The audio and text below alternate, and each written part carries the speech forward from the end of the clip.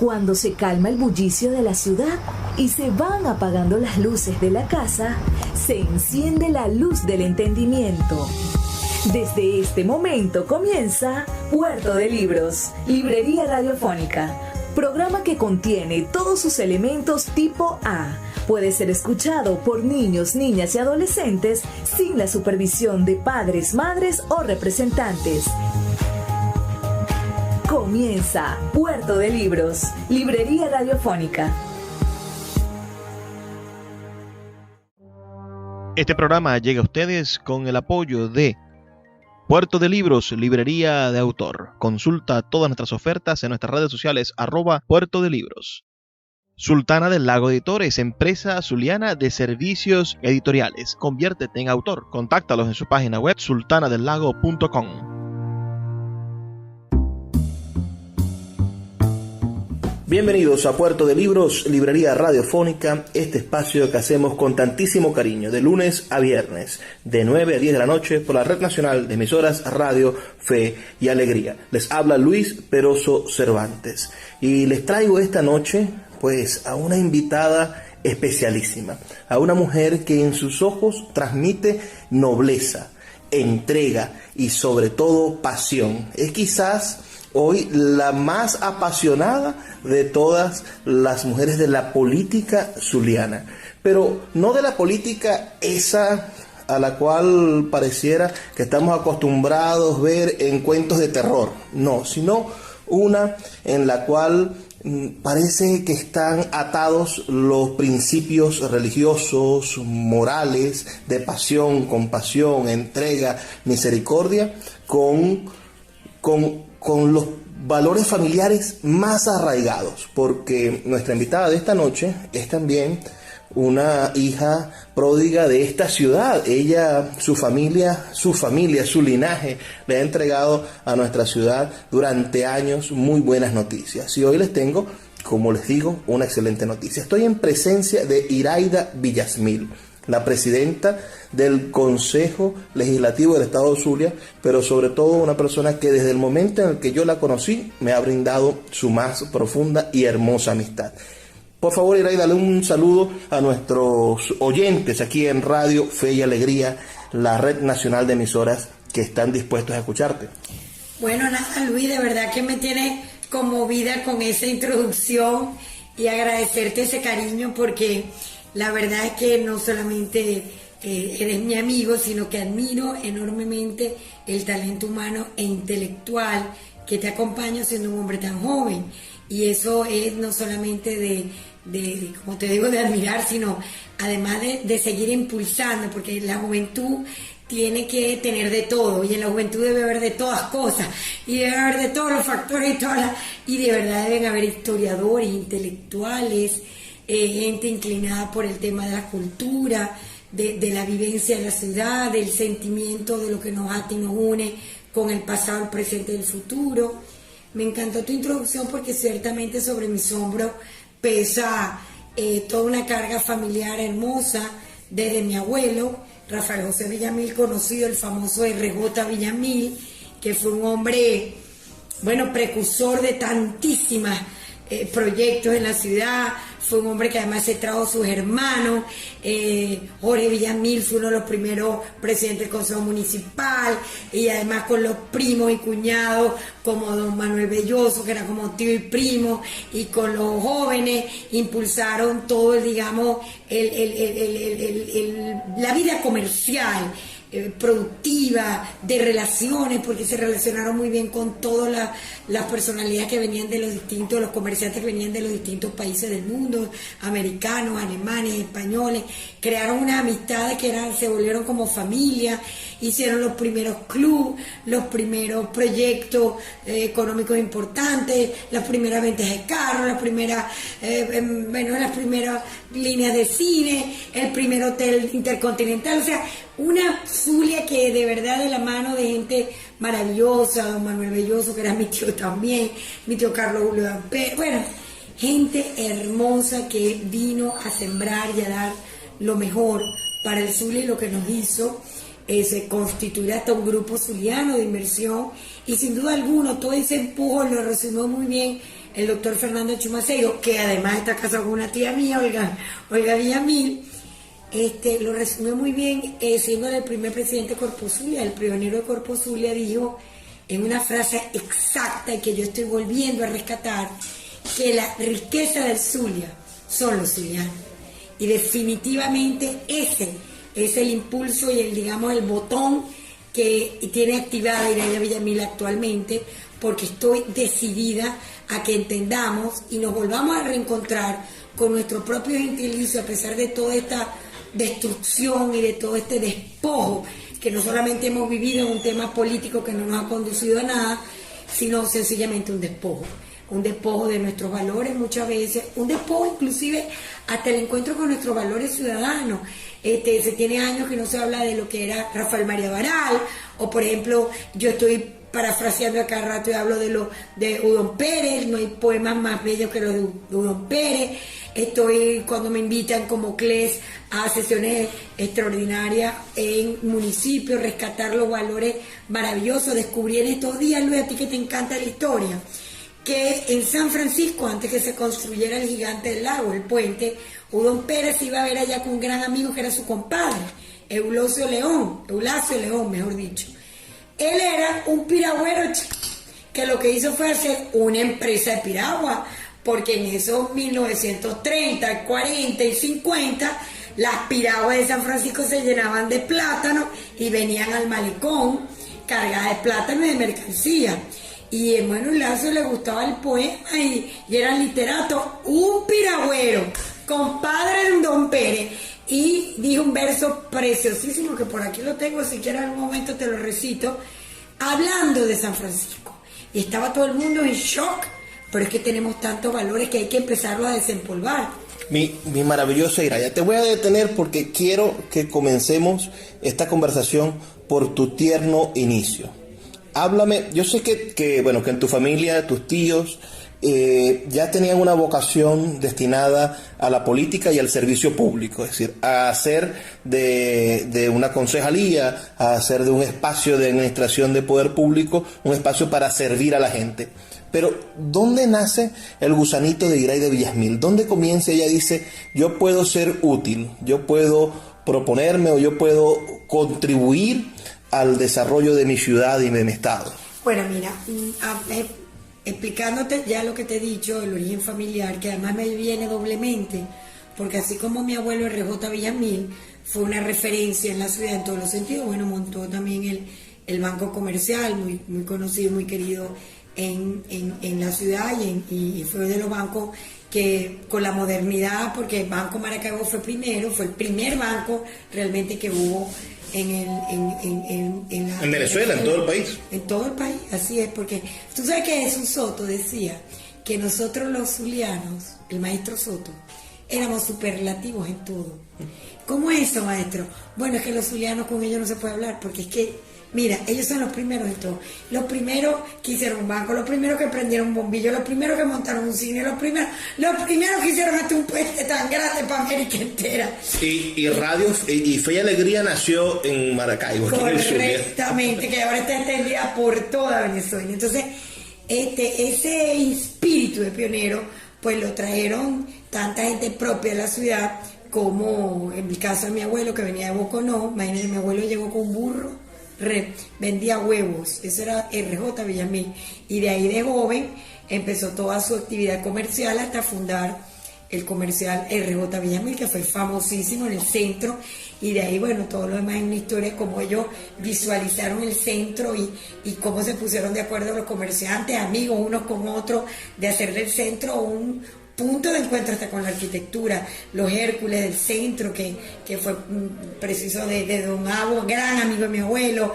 Después mi tío Manuel Belloso, que estaba casado con una sobrina de mi abuela. O sea, familias que se entrelazaban, no solamente por matrimonio y por relaciones familiares, sino porque tenían una mirada común en la Maracaibo que querían para sus hijos. Y en consecuencia esos viejos que eran muy fregados, yo me acuerdo de mi abuelo y mi abuelo imponía, papá viejo imponía, los tío Carlos Julio imponían, una gente bellísima. Y por supuesto le exigían a los hijos entender que lo que poseían y lo que teníamos en la familia se lo debíamos a un estado, a una ciudad a la que teníamos que devolverle de alguna manera. Así que de chiquito estábamos siempre involucrados con fundaciones, con actividades propicias en el tema de educación. Mi mamá, que también viene de un pionero, pero del Táchira, mi abuelo Pedro Felipe Villamil, fue un pionero, es lo mismo aquí, pero en San Cristóbal también primero en muchas cosas. Es más, fue alumno de José Gregorio Hernández y él creó su propio jarabe para los andinos que sufrían de mucha tos y creó el jarabe javillano, famoso por la tos. Y de ahí nació pues toda esa relación comercial que pues mi abuelo con su hermano crearon pues Julio A. Villamil y hermano allá en San Cristóbal. Y eran hombres cultos, el primer salón de lectura. Bueno, era una gente que sabían cultivar la riqueza y la cultura. Porque eran hombres que supieron manejar su riqueza, pero no dejaron atrás la cultura. Y hicieron todo lo posible para mantener la cultura a nivel de países europeos. Aquí se hicieron tocatas, conciertos, se trajeron artistas de comienzo del siglo pasado a la altura de lo que se veía en Europa. Y por eso se fajaron en rescatar el Teatro Baral y de ahí los demás proyectos. O sea, el Zulia gozó de cosas tan extraordinarias que tuvimos hasta Carlos Gardel, pues.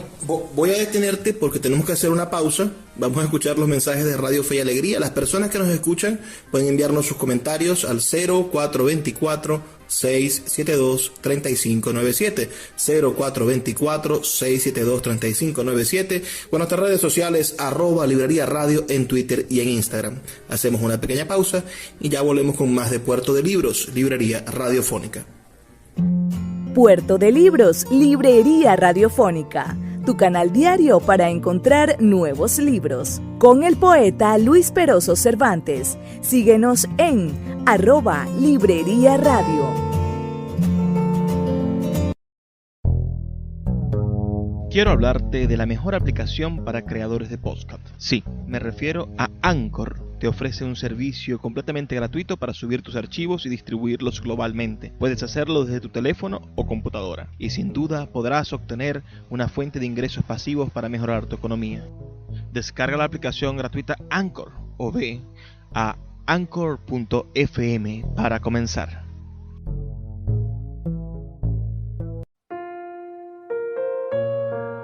Puerto de Libros, Librería de Autor, es la librería que estás buscando. El espacio donde todos los lectores se sienten en un puerto seguro, en un lugar donde encontrar lo que siempre han querido leer, donde los libreros de verdad han leído libros y sobre todo donde tendremos la oportunidad de conseguir esa lectura que espera por ti.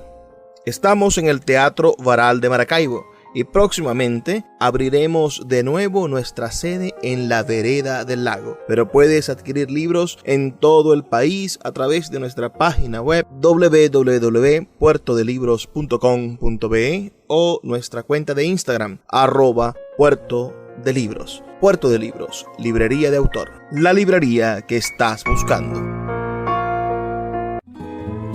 El poeta Luis Peroso Cervantes le acompaña en Puerto de Libros, Librería Radiofónica, por Radio Fe y Alegría, con todas las voces. Seguimos en Puerto de Libros, Librería Radiofónica, este programa en el cual nos podemos encontrar con personas maravillosas. Y hoy estoy con un ser excepcional. Y no es porque hoy Iraida ocupe un cargo de representación popular, sino que yo tengo constancia de que ella siempre ha sido una dama dedicada a los demás, a entregarse en cuerpo y alma por los demás. Tenía un programa de televisión que espero vuelva, aunque sea un espacio semanal. Yo sé que ahora tienen más obligaciones que antes, pero se preguntaba Iraida todos los días por qué pasa lo que pasa. Sí. Es decir, y eran preguntas desde por qué pasa lo que pasa en una comunidad, o cuando nos tocó a nosotros, por qué pasa lo que pasa en la actividad cultural de la ciudad. Correcto. Es decir, indagando siempre. Yo elucubro que ese fue quizá el motivo fundacional de nuestra Iraida niña. Yo la imagino a ella de 14, 15 años viendo la actividad en la iglesia, porque además es un ejemplo de fe católica, a Iraida Villasmil, y preguntarse por qué pasa lo que pasa en esta ciudad, por qué hay injusticia, por qué estos se pelean con los otros, por qué, e intentando en esa actitud conciliadora que además la caracteriza, intentando encontrar soluciones. Iraida nos debe, del segmento pasado, la respuesta. ¿En qué momento de tu infancia, de tu juventud, o fue cuando estudiabas Derecho en la Universidad del Zulia, cuándo decidiste dedicarte a los demás? Es un cuento muy bonito. Te voy a decir por qué. Porque mi papá, que era un hombre amplísimo, mi papá y mi mamá, que son mi baluarte, mi modelo, y probablemente todos esos valores vienen, probablemente no vienen de ahí, porque ellos eran unos hombres de fe. Mi mamá y mi papá siempre, papi nos enseñó a rezar el rosario, por ejemplo, y rezaba un rosario por cada uno de sus hijos, y éramos 9. Wow. Y mi mamá, una mujer también muy inquieta, bueno, ya te dije que ayudó a muchas cosas culturales, ella motivó también la creación de los colegios ahí, con mi papá y otros padres, ayudaron a la creación de la Fundación Casanay para ayudar a niñas, y después Pitaya, y bueno, promovieron muchas cosas con muchas tías y damos a esta ciudad inquieta por el mejor porvenir de mucha gente. En consecuencia de ellos sacó ese baluarte. Y ahí encuentro, bueno, mi papá era muy amplio, éramos tantos, la casa era el encuentro de todo el mundo ahí, y de pavo, y de amigos, y eso es famoso en la ciudad entre los amigos. Pero, y papi y mami, por ejemplo, eran muy liberales en el tema de que ellos nunca nos dieron no pueden fumar, o no pueden tomar, o no hagan tal. Siempre nos decían, si quieren aprender algo, aquí. Quieren aprender a fumar, con nosotros. Quieren aprender a tomar, con nosotros. Y en los temas después de esa liberación sexual y todo, papi nos hablaba con mucha claridad de sus hijas, y mi mamá pues era una mujer también muy clara y era muy deportiva, y en fin, una vida muy activa y muy movida y muy cultural también. Entonces cuando yo me gradué, yo le dije a mi papá, una época en mi vida yo le dije a papi que yo quería bailar flamenco, y mi papá dijo, no, esas fueron las dos cosas que a mí me prohibió mi papá. Bailar flamenco, porque dijo, no, usted no habla de flamenco, porque si empiezo ahorita a taconear, que esa onda la tengo que recoger taconeando por todos lados, que ya yo me la imagino taconeando por todos lados. No, yo tenía como 12 años. Me metí en un ballet, por cierto, con Marisol Ferrari. Adoré mi ballet también, la experiencia con nuestra querida Marisol. Le dio tanto también a Zulia. Y lo otro fue que cuando me gradué, me dijeron, no, usted no va a estudiar en Luz. ¿Qué va? Si usted estudia en Luz, pasarán años para que se gradúe, porque usted termina, quién sabe, bueno, de guerrillera, de quién sabe qué cosa puede terminar como usted, usted no va para Luz, usted se va, bueno, y me hizo mi programa para ir un año a estudiar bien el inglés y tal, y después la católica, y después no volver en Caracas, en San Cristóbal, bueno, justamente por este carácter mío tan extrovertido, diría yo, mi papá. Bueno, trataba de tenerme más en la mira. Tenía un abuelo, mi abuelo, que te digo, el papá de mi mamá, que también es otra historia ya, estaba deseoso de tener a su primera nieta, y para mí fue un gusto, fueron unos años hermosos con mi abuelo querido. Y pues fíjate tú, las dos cosas que papi no me dejó hacer en la juventud, las hice yo después de casada, que fue que a mí me encantó toda la vida el flamenco, y entonces ya con mis hijas chiquitas, mi marido bello, mi compañero de vida, me dijo, mira, vamos para que se inscriba a la niñita, y te pones tú también a taconear con Ada, Pipina, Ada Rafael, y bailaba flamenco. Yo me moría por bailar flamenco. Bueno, mi amor, fueron 7 años de taconeo intenso, con nombre artístico y todo, la yaya, y tú me ves en cualquier lugar, me monto mi taconeo, mi flamenco, porque es mi hobby además, lo disfruto. Y taconeo muy bien y muevo muy bien las manos, por cierto. Lo cierto es que además... ¿Y la otra prohibición que te prohibieron estudiar en la universidad? Para no terminar el mundo político, quién sabe en qué cosa tal. Y mira dónde terminé, que ahí te tengo que contar que siempre inquieta, porque la que primero me toma la mano para una actividad social, aparte de las actividades apostólicas que hacemos en el Opus Dei y en la iglesia, a mí me toma la mano una gran amiga que trabaja muy cercana con Cristina Former, Rosala Bortoni. Cuando yo me voy a San Cristóbal, Cristina Former, la señora Cristina Former, había ido a llevar su fundación Provive, porque los índices de aborto en el Táchira eran muy grandes, sobre todo por el tema de la frontera con Cúcuta. Y ella se percató de eso y se apareció y a mí me invitaron a participar.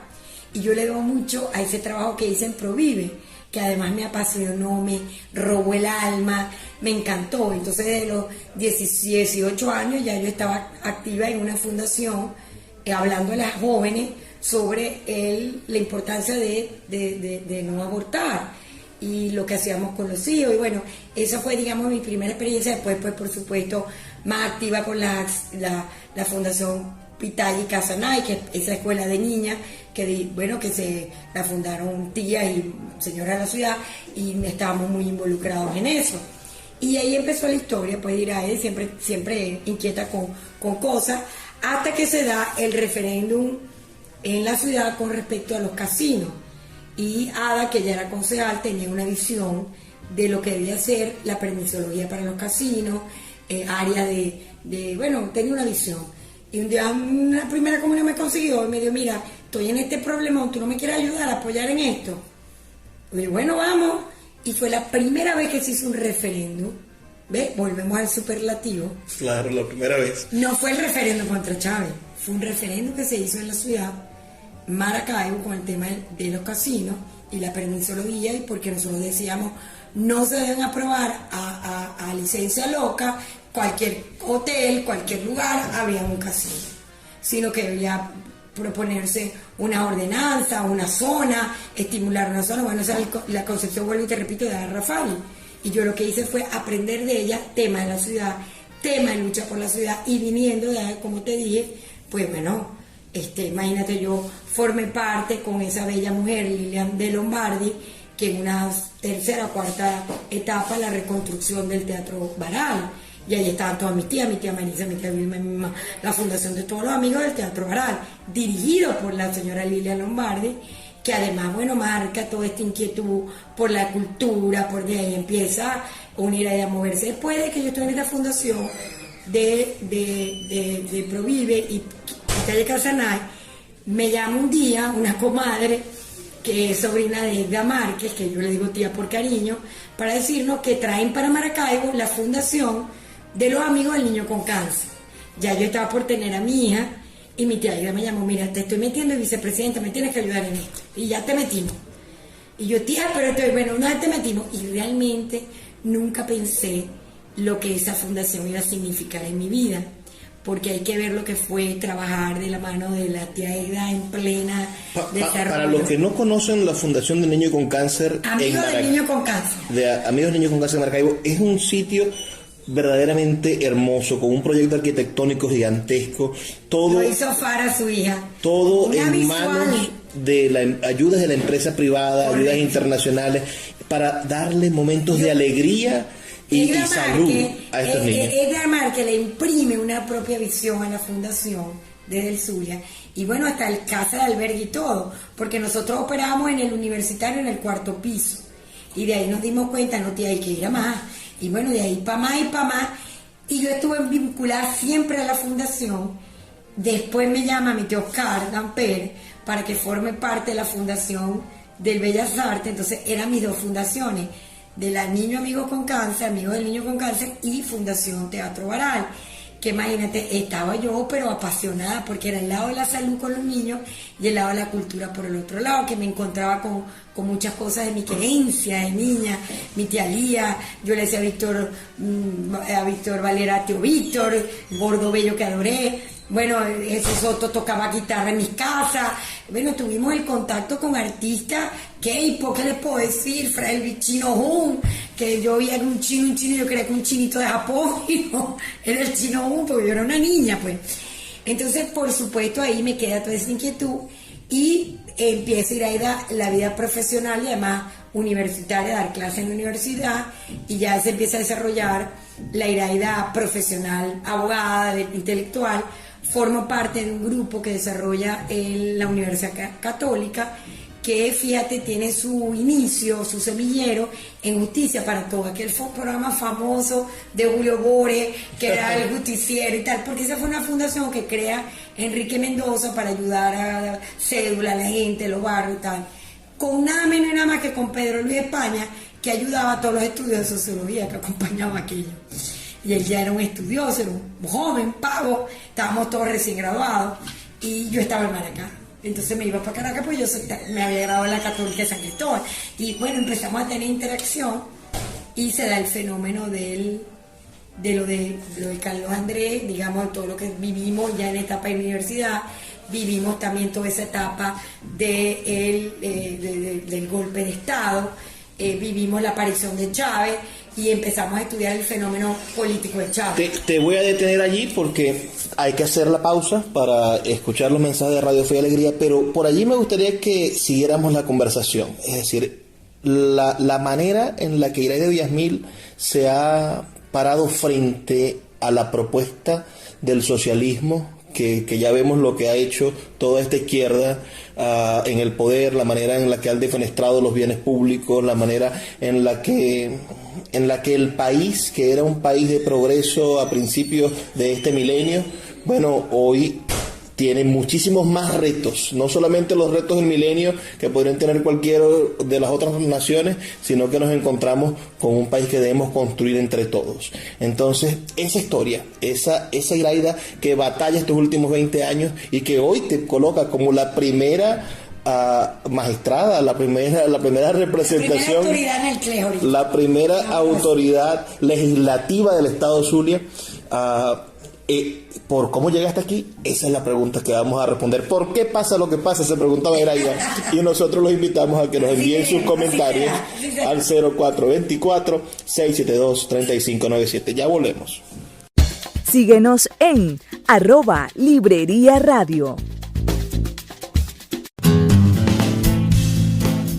Sultana del Lago Editores es una empresa zuliana de servicios editoriales. Nuestro catálogo tiene más de 100 títulos de autores nacionales e internacionales. Además, somos la única editorial que presta servicios de impresión bajo demanda en Maracaibo.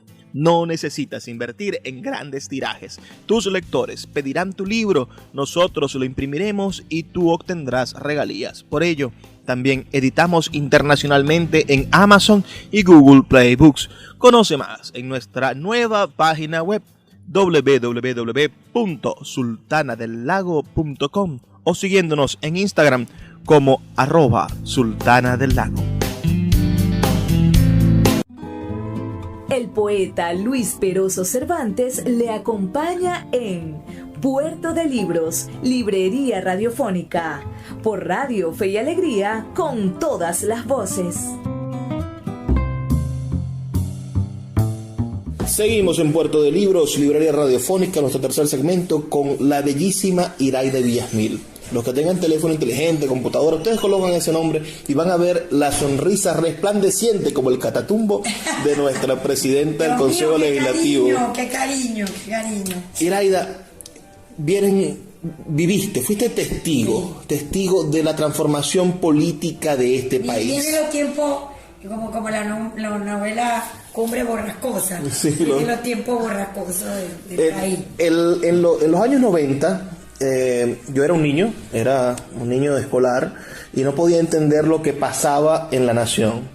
Tú, por el contrario, estabas en tu periodo universitario en los años 90. Eres de esa generación que vio caer el gobierno de Carlos Andrés Pérez en medio de los intereses que tenía Carlos Andrés de transformar la política macroeconómica. Después eres de la generación que ve a Rafael Caldera cometer sus errores, pero también intentar enderezar el timón y hacer un gobierno más amplio, porque en ese gobierno, se le dio cabida a mucha gente. Nosotros como juventud, te voy a decir algo, y lo tengo que decir responsablemente, yo nunca había estado vinculada a la política, porque además la Católica es una universidad que el tema político de nuestra época se tocaba en pinza, muy en pinza.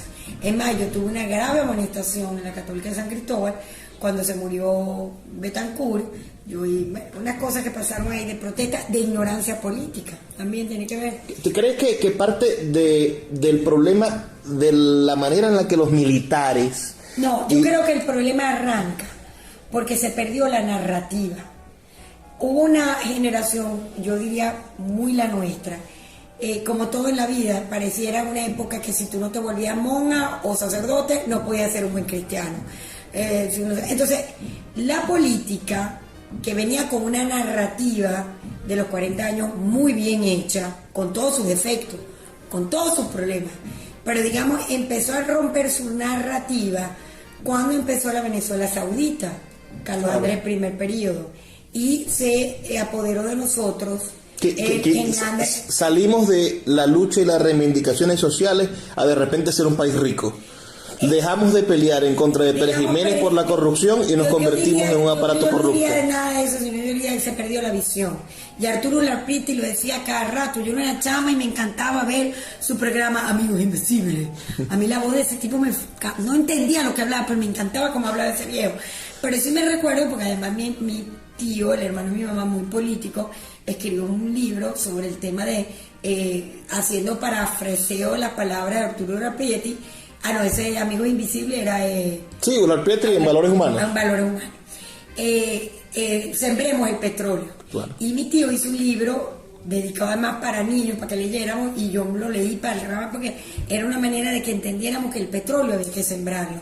Entonces se atrapa una juventud que ha debido seguir una narrativa, digamos, entre el tema de vivir coherentemente, no ser botarata. Empezó la Miami, la Venezuela mayamera, dame, está barato, dame dos. O sea, se perdió la narrativa de nuestro tema económico al tema botarata, porque todo era barato. Claro. Y de ahí en adelante los créditos, todo lo que pasó, uno estaba muy pequeño, pero entendía que oía las discusiones en las casas y era eso. Entonces, que si los adecos eran los corruptos, que si no eran los copellanos, yo crecí viendo eso. Y un endeudamiento público innecesario. Y se produjo una narrativa de animadversión contra los partidos, que es la generación que yo caigo, la generación antipartido.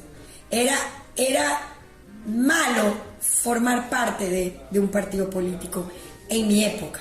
Decirte, en los finales de los 89, o sea, no era lo chévere estar, más bien veíamos a jóvenes que participaban en la política o porque eran los hijos de fulano, como me pasaba a mí con mis amigos Juanipa, pues con Juan Pablo y todo ello. Bueno, porque su papá era una leyenda de la política copellana, por decirte algo. Pero no era Eli Cardoso, que era mi prima, mi hermana, por decirte a alguien, ni se le ocurría, o sea, detestaba la política. Entonces nosotros quedamos atrapadas en esa narrativa de lo antipolítico, que además factores caraqueños la supieron trabajar, y de ahí crean el tema de la antipolítica, y de ahí nace la narrativa de buscar un la tercera vía. No se habla de tercera vía, se llama un outsider a los partidos políticos tradicionales, y hacen de Chávez, primero de Irene Sáenz, y después de Chávez, la figura El Salvador, el Mesías. Salvador. Entonces nosotros quedamos atrapados en esa narrativa. De ahí donde el intelecto, y ahí es donde empieza el cerebro de muchos a trabajar y a entender quién es este fenómeno político que se llama Hugo Rafael Chávez Frías. Y como yo estoy obligada a aclarar las cosas con la historia, y a mí no me gusta hablar ya ni de izquierda ni de derecha, porque izquierda y derecha surge de cómo se sentaban en el Parlamento inglés los liberales y los conservadores. Esa es la verdad. Sí, sí. Los liberales para la derecha, los conservadores para la derecha y los liberales para la izquierda. Y de ahí surgió después el tema de que los revoltosos eran los de la izquierda y los conservadores eran los de la derecha. Y entonces de ahí viene un misticismo con la izquierda y la derecha, que además yo te digo sinceramente, en esta contemporaneidad globalizada y tecnológica, ya yo no estoy dispuesta a aceptar. Incluso nosotros aquí en el Zulia nos sentamos de un lado y de otro, porque lo del oficialismo son los de la izquierda, entonces están en la izquierda y nosotros estamos en la derecha. Vengamos con, o sea, que unas concepciones erradas, chicos. Estamos en un mundo globalizado, con criterios amplísimos sobre la realidad de un mundo que se está moviendo a una velocidad. O sea, que no importaría. Entonces ahí es donde hay que hacer la distinción, porque entonces todo lo que era izquierda era socialista, pero es que el tema de Chávez no era porque era un socialismo, fue un socialismo disfrazado de un, como siempre lo he dicho, un castrocomunismo, porque lo que estaba detrás del proyecto de Hugo Rafael Chávez Frías, aparte de todo lo bonito que le puedan poner y todo lo romántico que él tenía, porque ciertamente Chávez tuvo una visión de una sociedad que la gente veía pero no la miraba, y Chávez la empezó a mirar, una sociedad política que oía pero no escuchaba, y Chávez empezó a escuchar, una sociedad política que le hablaba a la gente pero no le explicaba. Entonces Chávez les empezó a explicar por qué vivían como vivían. Se perdió la narrativa, mi querido Luis. Por eso que la narrativa siempre hay que tener la genilación, y ese es el papel de gente como tú con la deuda de la historia. ¿Y qué estaba detrás de Hugo Rafael Chávez Frías? Detrás de Hugo Rafael Chávez Frías estaba un proyecto que venía de la mano de Castro, Fidel Castro. Además él lo dijo abiertamente, y salió de la cárcel y se fue a recibir su honoris causa porque estudió un doctorado, porque Fidel le mandaba a los profesores a darle clases en la universidad. De eso hay a biografía escrita, lo dice Arias Cárdenas, lo dice su compañero de celda, y realmente Chávez era un apasionado, un amante de Fidel. Es más, casi que yo te pudiera decir que sustituyó su figura paterna por la de Fidel Castro, porque lo de Chávez por Castro era más allá de una admiración normal. Yo tengo mucha admiración, por ejemplo, por Manuel Rosales y su capacidad de manejo político, y bueno, es para nosotros un modelo, y se ha constituido ahorita en estos tiempos de la posmodernidad, de la poscontemporaneidad, en un referente de la política venezolana, especialmente la zuliana.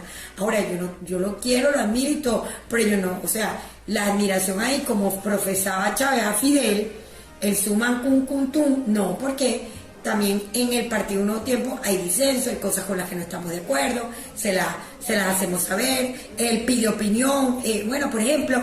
La democracia, sí, es un demócrata. Que el gobernador es una persona tan amplia que cuando toma una decisión la ha pensado y la ha consultado con media humanidad. Además, todo el mundo sabe que se maneja con encuestas, porque hasta se maneja con el tema de la encuesta. Entonces, frente a esas realidades, un tipo que lo que quiere es aplicar un modelo del ídolo de todas las generaciones, como fue para Chávez, Fidel Castro, y lo dijo, vamos a navegar al mar de la felicidad cubana.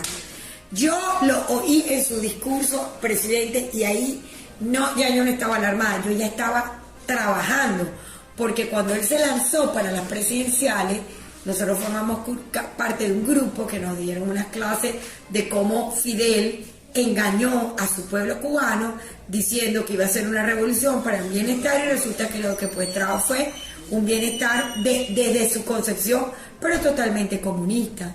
Y está comprobado en el mundo entero, y si no, miren a la Alemania oriental, el fenómeno que se dio en 3 años, después que salió el comunismo, como en 3 años oriental y occidental son la misma Alemania, porque los países bajo la economía comunista y la concepción comunista y visual comunista, y además lo peor que tiene, que es la concepción del hombre en la sociedad comunista, es lo más despojante que puede haber. Entonces Chávez, no hablo de comunismo, pero creó un melange o una confusión, una cosa, y le puso a eso su revolución bolivariana, que bueno, ya además todo. No, y tardó años hasta que develó el gallo tapado que tenía. Ni tanto, porque cuando yo salgo a la calle, mi querido Luis, salgo porque ya Chávez había pedido los poderes plenipotenciarios de la Asamblea, había pedido a la Sosa que entregara la Corte Suprema, que le entregó, Capriles le entregó la Asamblea, acuérdate esa historia, y él hizo sus primeras 43 o 48 leyes, que la primera de ellas tenía que ver con el tema agrícola, pecuario y las tierras, que fue cuando se alzan los ganaderos aquí, claro. El tema educativo, acuérdate. Estamos hablando de 2001. Claro, estamos hablando de 2000. Del año 2000 con la primera ley habilitante. Correcto, y empieza el decreto 2011. Desde entonces Yareida Villamil está en pie de lucha. Salgo yo a la Plaza República con papá, ya yo tenía mis hijas en la escuela y tal, con el decreto 2011. ¿Qué era el decreto 2011? Un dibujo de la educación que después nos vino con la educación comunista o la educación bolivariana, porque ellos no la reconocen así, yo la respeto, pero la verdad verdadera, que en el fondo lo que es eso. Entonces, esa educación que hoy tanto nos criticamos, ¿no? Porque vemos a nuestros hijos, a nuestros primos, a nuestros sobrinos, a nuestros nietos recibir una educación falla, sin historia de Venezuela, sin conocer a los presidentes de la República. Es decir, estamos viendo... Si los valores ciudadanos fueron sustituidos por valores militares, de unos militares que no son los nuestros, Martí era un revolucionario en Cuba, cubano. Che Guevara, que ni era militar, fue un médico que ayudó, y nos empezaron a sustituir. Maizanta, ¿quién era Maizanta? Yo no sé si existía o no existía. Un ladrón de vacas. Bueno, dicen algunos. Maizanta era una figura muy parecido a Páez, probablemente, pero él no evolucionó en la conquista de una sociedad mejor, como se lo hicieron Páez, que era un llanero, de cotiza en la tierra, pasó a ser un presidente chico que hablaba hasta 3 y 4 idiomas. Y tocaba el piano. Y supo de arte y de todo. Bueno, ¿qué vamos a decir de Castro y de Gómez? Castro, que viene de la hazaña del Táchira, porque se da toda esa hegemonía andina, que culmina con Castro y con Gómez, eran gente que venían de las haciendas, pero hay que verle la cultura que tenían. Vamos a hacer una pausa, Iraida, de nuevo. Son solamente 2 minutos para escuchar los mensajes de Radio Fe y Alegría. Sus comentarios al 0424-672-3597. Escuchas Puerto de Libros con el poeta Luis Peroso Cervantes. Síguenos en Twitter e Instagram como @Librería Radio. El poeta Luis Peroso Cervantes le acompaña en Puerto de Libros, Librería Radiofónica, por Radio Fe y Alegría, con todas las voces. Seguimos en Puerto de Libros, ya en nuestro último segmento. Hemos tenido una noche verdaderamente maravillosa conversando con nuestra querida Iraida Villasmil. Recientemente me hizo ver algo que a mí me encanta escucharlo, de quienes son verdaderamente los protagonistas, los que vivieron esa época. Yo siempre pensé que el desgaste de los partidos políticos de los 90 había sido en causa de que los liderazgos habían trancado el paso de las generaciones de relevo. Es decir, un Alfa Lucero, candidato a presidente, siendo un hombre de una tercera edad avanzadísima y sin cuadros en Acción Democrática. El propio Caldera, sin renovar sus cuadros, se lanza y quema a Osvaldo Álvarez Paz, que era el cuadro de renovación de COPEI. Carlos Andrés lanzándose en un segundo periodo. Todas esas cosas que pasaron en los 90, yo pensé que eran culpa de los partidos, pero Iraida dijo algo que me preocupa más. Y es que parece que hubo una generación de líderes, de profesionales, de hombres y mujeres que tenían 20, 30 años en los 90 y que se sintieron alérgicos a la política. Claro, porque efectivamente eso fue una realidad. No le abrieron paso generacional a los nuevos valores, digamos, jóvenes. Yo me acuerdo cuando se dio el conflicto entre Osvaldo Álvarez Paz y Eduardo Fernández. Me acuerdo después el conflicto de que Caldera se va de su partido. O sea, fueron cosas que vivimos. Entonces, ¿uno qué hizo como joven? Dios mío, ¿qué les pasa a esta gente? ¿Qué sucedió aquí? ¿Qué se perdió en todo esto? Entonces, crea, en medio de esos espacios que ese liderazgo no reconoce lo que está pasando, no hay renovación de cuadros, la juventud menos veíamos la oportunidad. ¿Qué? A mí me preocupa, Iraida, que pase eso en la actualidad.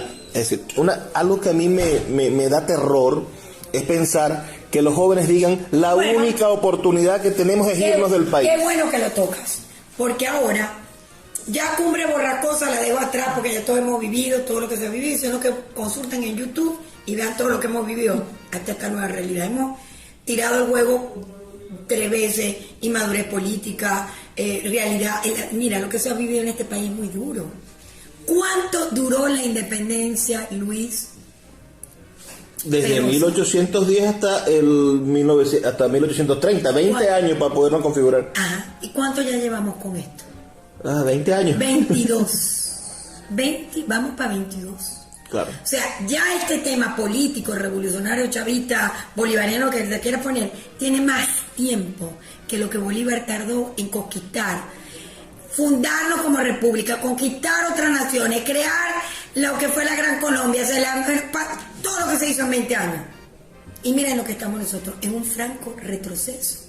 Por eso es que yo no me voy, como dice también nuestro gobernador, no nos podemos detener a contemplar el pasado sin entender que ahora tenemos que mirar con claridad el futuro actual, en donde hemos aprendido, hemos madurado, hemos llorado, hemos enterrado gente, hemos sufrido, jóvenes que se nos han ido, hemos vivido las calamidades de los servicios públicos, una cosa más loca que un Estado que fue pionero en el tema petrolero y pasa a ser este estado de muerte. Donde no hay gasolina.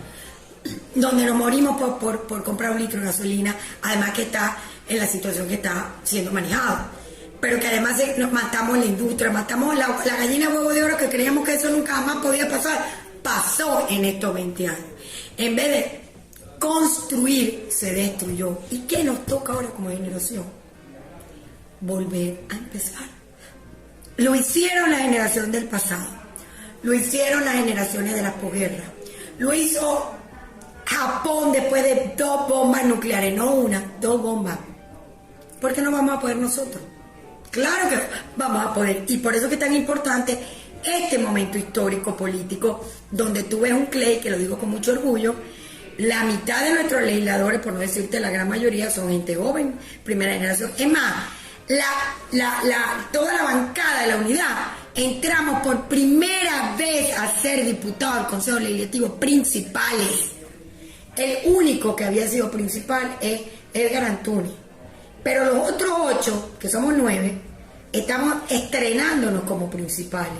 O sea, hay verdaderamente un nuevo liderazgo político que está naciendo para esta nueva década que comienza. Y en eso el gobernador ha sido muy atinado, porque él benefició el pacto de la unidad por encima de muchas cosas y poniendo su mirada en cuadros jóvenes.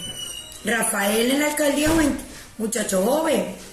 Tú te pones a ver los cuadros de los alcaldes, tú te pones a ver el cuadro de Gustavo Fernández, que ha calado tanto, de Cheo Mosquela en la costa oriental, el mismo Eli Ramón. O sea, si tú te pones a ver Mazul en Cabima, tú te pones a revisar y tú dices, y no te quiero contar de los más jóvenes que tenemos en Simón Bolívar, en Lozada, me explico, que tú vas viendo pero ¿cómo de lado y lado. ¿Cómo le hablamos, Iraida, al joven venezolano que hoy tiene entre sus planes irse del país? ¿Cómo le decimos a esa generación, mira, súmate al cambio político? Porque así como tu generación hace 20 años, en los 90, decía, no, yo no me voy a meter a político porque eso es un desastre. Hay muchos que dicen, no hay posibilidad de cambiar el país, así que yo no voy a hacer política en este 2022, en este 2023, yo no voy a meterme en eso, porque la única manera de progresar es irme del país. Bueno, ahí es donde tenemos que invitarlos a soñar con nosotros. Yo te tengo que decir que soy fascinada de la cantidad de gente joven que me ha llegado aquí al CLE. Todos quieren un trabajo, todos quieren ayudar, todos quieren trabajar, todos quieren aprender. No nos importa el salario, no nos importa, queremos estar aquí a aprender. Ándate y mira el equipo de legisladores como José Javier Barbosa o José Caldera, o el de Gusto Bermúdez, que viniendo de Cámara también es muy joven, o ándate a ver el de Otto Piñeiro, Acción Democrática, otro joven, o Jover, que viene BP, pura gente joven. El CLE está lleno de pura gente joven que va a emprender, que va a vivir, que va a compartir una realidad que yo espero que la podamos impregnar de buenas experiencias, de nuevas experiencias. Lo que ha sucedido hasta ahora en el CLE, lo hemos entendido. Tenemos 4 sesiones votando con unanimidad porque estamos comprometidos a la proyección de una visión compartida del rescate del Zulia, porque es que hay que salir a rescatar al Estado Zulia, y ellos lo saben mejor que nosotros. ¿Por qué? Porque indudablemente están viendo cómo están los hospitales, cómo están las escuelas, porque además vino un mundo también que no todos se lo podemos achacar a la política venezolana y estos rollos, estos tantos borrascas que hemos vivido, sino que ¿qué te pasa, hijo? El COVID nos cambió la vida. Claro. Y a un país que no estaba preparado ni para atender una emergencia, le cae una pandemia de esta, pues nos ha hecho a todos reflexionar y entender el valor dimensional que tiene la vida de un venezolano frente a una política pública que nos despojaron de todo. Entonces hay un compromiso generacional. Si no, entonces explícame el fenómeno Barinas, que tú agarras ahora a los barineses que dicen, nos inspiramos en el Zulia, que al Zulia le dijimos a los políticos caraqueños, no sé qué están pensando, pero nosotros vamos a elecciones, porque es la única vía que tenemos para salir adelante con proyectos políticos. No conozco otra, porque la otra no es la mía, que es una guerra, más enfrentamiento, más... No, aquí tenemos que ponernos de acuerdo para avanzar y salir de esta tragedia humana, social, educativa, médica, histórica, cultural, familiar, en todos los espectros. Hay una palabra que me molesta mucho, y este programa lo escuchan muchas personas fuera del país gracias a nuestra red de podcast. Estamos en más de 25 plataformas de podcast a nivel mundial. La palabra es cohabitar. ¿qué puedes decirle a aquellos que acusan hoy a los políticos zulianos, a los políticos bereneses, a los de Nueva Esparta, que también se ganó Nueva Esparta, de cohabitar con el gobierno? Era una cosa de sentido común. Sentido común. ¿Qué hizo Churchill cuando vio que no tenía posibilidad de vencer frente al avance de la Alemania? Aplicó el sentido común. Yo no tengo cómo, porque si vienen a invadirnos, bueno, de alguna manera hay que estimular la fuerza del londinés. Y fue su famosa frase, bueno, de que no nos dejemos vencer, y si tenemos que pedirle a Dios, pidamos para que hasta oscurezca las nubes y no sé qué, y se tiene un discurso de esperanza dentro del sentido común de la aplicación de la política. Es decir, combinó la esperanza, es una cosa increíble, porque no le digo no tenemos cómo defendernos, pero sí tenemos algo todavía, podemos rezar, pedir que venga la nube mientras terminamos a pertrecharnos. Y entonces uno en la vida tiene que aplicar el sentido común. Sentido común que tuvo Churchill. Había que unir a Stalin en el tema de avanzar para destruir un tipo que estaba destruyendo toda Europa, como era Hitler. ¿Y cuántas veces no lo veo escrito? Si no fuera por el sentido común que nos obliga a salir de esta guerra, nunca me hubiera sentado a lo de Hitler, de Stalin. Y ahí está la foto, Rubén, y él tuvo que hacer la conexión de eso. Él, que no lo podía ver, pero ni en caricatura. Tener sentido común. Libraron la guerra, salieron los aliados y vencieron al invencible, porque hay que ver lo que era Hitler. Sí. Y entonces lograron lo imposible, porque se conectaron con lo que son los sueños, que ahí es donde tiene la fe, porque la fe puede lo que no se ve, alcanza lo invencible y logra lo imposible. Un mensaje final, Iraida. Tienes un año, va comenzando, estamos en enero, tienes un año al frente de el Poder Legislativo zuliano. Sí, me quedan 11 meses. ¿Qué proyectos tiene Iraida? Bueno, mira, yo estoy muy contenta porque el primer proyecto es rescatar el ánimo, el estado de ánimo de los zulianos. Y es por eso que yo dije que este iba a ser un CLE disruptivo, abierto, de puertas abiertas, para que además los alcaldes se sientan representados en cada uno de los legisladores que además los representan. Y hemos ido a distintos lugares. Cuando hubo problemas en la villa nos fuimos a apoyar a Eli Ramón, hicimos una sesión bellísima en Ciudad Ojeda para rescatar el valor de lo que fue Ciudad Ojeda y sus valores, que tuvo hasta el primer Banco Zulia, por cierto, de la mano de mi papá. Ciudad Ojeda hasta un banco fundó, a encontrarnos con esos valores que nos hicieron lo que nos hicieron hace 50 años atrás o 20, vamos a hablar de los 20. Entonces estamos levantando el sentido, el espíritu ciudadano de lo que podemos hacer. Es decir, sí podemos y vamos hacia allá. ¿Y qué es lo que tenemos que dar como mensaje? Un mensaje de trabajo. Hay momentos en la fase de la historia que son muy difíciles. A nosotros nos está tocando como generación, pero bastante nos ha dado el país como generación, como para ser ahorita egoístas y no sembrar cara al futuro de los hijos que vienen, de los hijos que vendrán, de los nietos. Lo que hizo mi abuelo. Mi abuelo vino de un boconó que no había posibilidades, a buscar tierras nuevas. Y bueno, no era lo mejor. Y bueno, después de la guerra, y tú sabes, toda la guerra de secesión y todo lo que pasó en este país, hasta que una generación se paró y decidió, vamos para adelante. El pacto de punto fijo, que le dio también estabilidad política e institucional, visualizar hacia dónde va el país en los próximos 20 años. Bueno, todos esos pactos se quieren hacer desde el Zulia, porque el gobernador, eso fue lo que nos invitó a una campaña sin carro, sin real, sin recursos, con todo en contra. Sacamos una red, nos caían encima, a medida que avanzábamos más nos caían encima. Pero nos invitó alrededor de una palabra mágica. ¿Sabes cuál fue? Dime. La esperanza. Vuelve la esperanza. Si tú tienes esperanza y fe en lo que puedes conquistar, vences lo invencible, logras lo imposible y alcanzas lo increíble.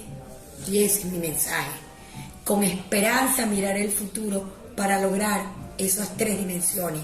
Porque si pudimos, y otras sociedades han podido, con una cuartica parte de lo que nosotros tenemos de talento humano, que eso es otra cosa que nos acompaña, vamos a lograr lo imposible en corto tiempo. Las palabras de mi amiga Iraide Villasmil. Y a todos ustedes que nos han escuchado hasta ahora, muchísimas gracias.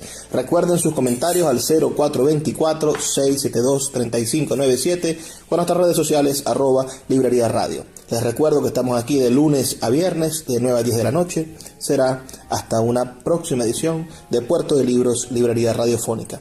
Por favor, sean felices, lean poesía.